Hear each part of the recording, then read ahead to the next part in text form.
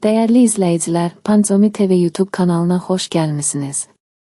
Zəhmət olmasa, abunə olun və videonu axıracan izləyin, bəyənməyi unutmayın, dəstəyiniz üçün təşəkkür edirik. Dövlət İmtahan Mərkəzi (DİM) ümumi 9 illik orta təhsil səviyyəsi üzrə 2025-ci il aprelin 27-də keçirilən buraxılış imtahanının nəticələrini elan edib. Modern AS xəbər verir ki, imtahan iştirakçıları arasında 9 nəfər maksimal olan 300 bal toplamaqla ən yüksək nəticəni göstərib. Onların adlarını şəkilləri ilə birgə təqdim edirik.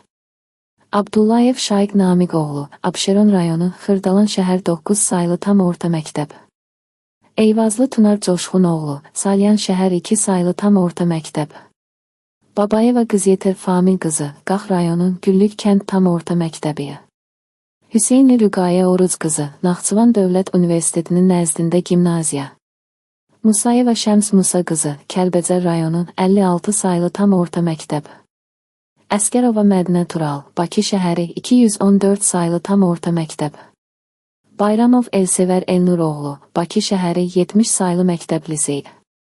Gülməmmədova Məryəm Zəka, Bakı şəhəri, 72 saylı məktəb lisey.